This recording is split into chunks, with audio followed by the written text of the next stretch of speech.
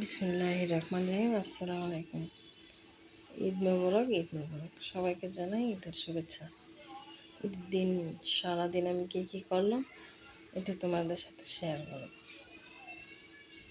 সময় যদি খারাপ থাকে সবই সম্ভব। এবার কুরবানি দিতে পারি নাই, এটা নিয়ে অনেক মনটা খারাপ। তাই বলে কি কিছু রান্নাবান্না করবো না? বাসায় আমি সকালে আগে সেমাই রান্না করলাম। তারপরে এখানে খাসির মাংসগুলো আগে মেখে রেখেছিলাম। এখানে খাসির মাংস রান্না করলাম। সকালে খাসির মাংস বোরহানি, আমাদের আবার সাদা ভাত পোলাও খান। এখানে সাদা ভাত খাওয়ার পরে আইসক্রিম খেলাম।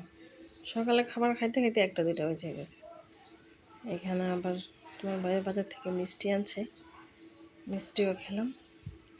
মিষ্টি খাওয়ার পরে এখানে গরুর মাংস কিনে রাখছিলাম 4-5 কেজি, ওগুলো আজকে রান্না করবো বিকালে।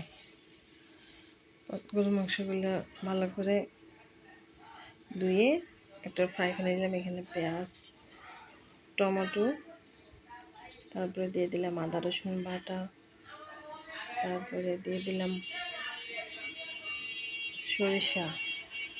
সরিষা প্লাস বাদাম বাটা, তারপরে পরিমাণ মতো লবণ, হলুদ গুঁড়ো, মরিচের গুঁড়ো, তারপরে দিয়ে দিলাম একটু সরিষার তেল, তারপরে দিয়ে দিলাম এখানে গরম মশলা।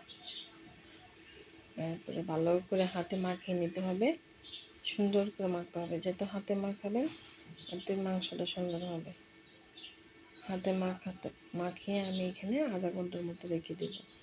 আজকে মাখিয়ে রান্নাটা আমি ভিডিও করতে পারিনি, বাচ্চারা খালি বারবার মোবাইল নিয়ে যায়, এর জন্য ভিডিওটা আমি বেশি করতে পারিনি।